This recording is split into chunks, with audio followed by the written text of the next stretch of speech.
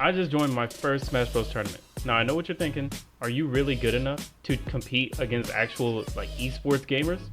No. I literally haven't played Smash Bros in so long that I had to wipe the dust off of my controller before I got on the stream.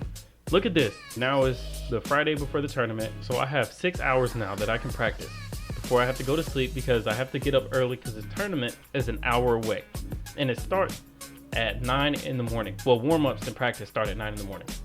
So I have to get my practice in now. So I turn on the stream and I practice for the rest of the day. Oh my gosh, hold up. The only thing he didn't hit was that Falcon kick. All right, now that I feel fully prepared for this tournament, I need to get enough rest so that I can get up early and get to this tournament in time to practice before the tournament starts. Now I'm in warm-ups. I'm just warming up against myself, against the computer now. I didn't really have a game plan going into this. I'm just playing around. And it's not a great look that I'm getting cooked by the computer here. I only slept from 12 a.m. to 3 a.m. Only 3 hours of sleep. And you can see it in my face right here. But then this guy came along and I practiced with him for a little bit. He was pretty cool. He absolutely cooked me for about an hour or so. And then I played against a couple other people, but got tired of practicing. I feel like I was warm up enough. So we decided to walk around the convention and see what else they had.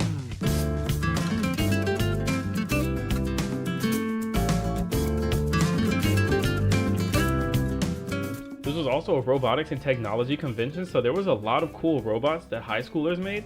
Like this one right here. I don't know what it does, but it looks pretty cool.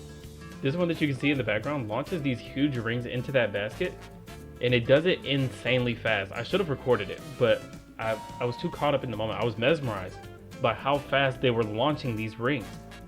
They also had this high school's robots, which were really cool, and the big one launches tennis balls. The smaller one is the one that shows how the mechanisms work inside of the larger one, and I got to drive it.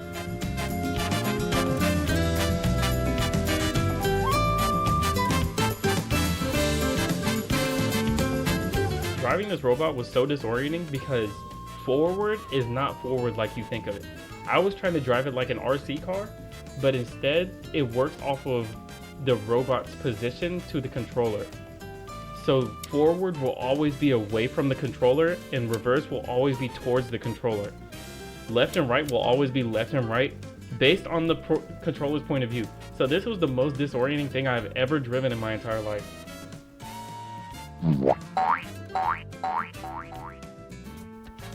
They also had this cool racing simulator there that had the force feedback wheel, and I've never used one of those before, but now I really want to get one.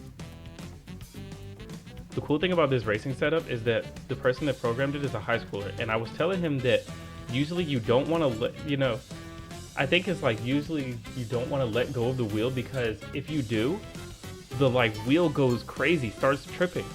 But he said that he programmed this so it doesn't do that, and you can see it right here. Whenever you let go of it, it just sort of recenters and just shakes a little bit. It doesn't start going crazy.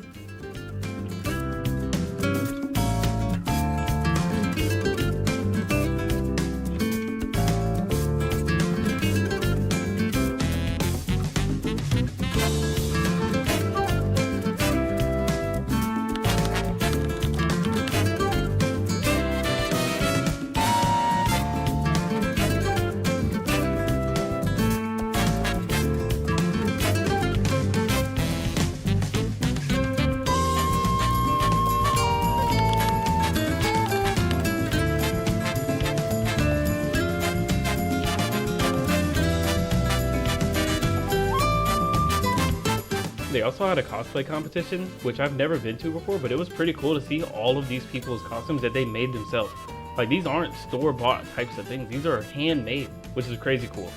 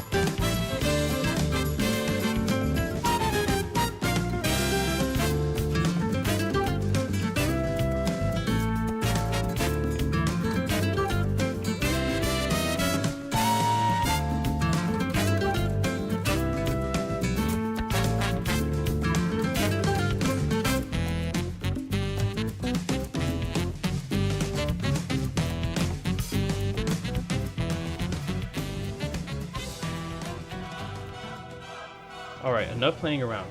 It's game time. All of the practicing, all of the warming up comes down to this moment. I'm in my first matchup against another newcomer, which was actually pretty cool that they did, because they put all of the newer people against each other in the first round. Then you play somebody more experienced in the second round, you know, as the tournament goes on.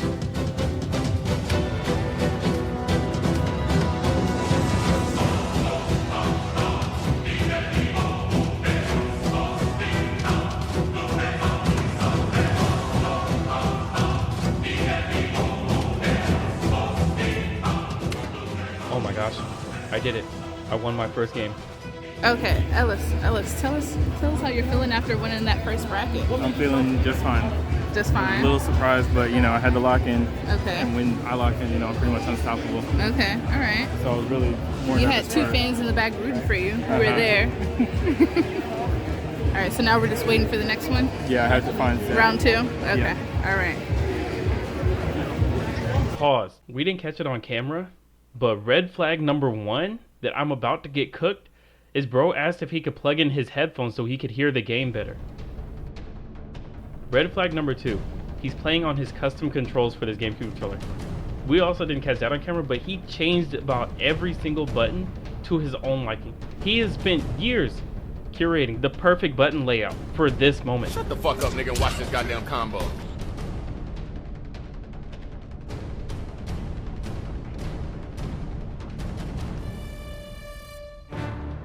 As I thought, I got absolutely cooked by that guy. But it's okay, I go to loser's bracket and I have a second chance. I have a second chance to get back in the bracket. First game of loser's bracket, I mean, my opponent was another first timer. We were pretty cool, just talking the whole time, just playing the game.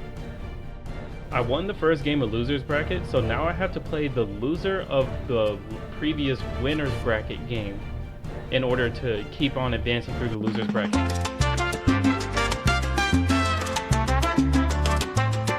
Thanks for watching to the end of the video. While I was there, they were also advertising another convention called Atlantic Comic Con. So let me know if I should do that. But yeah, thanks for watching and I'll catch y'all in the next one.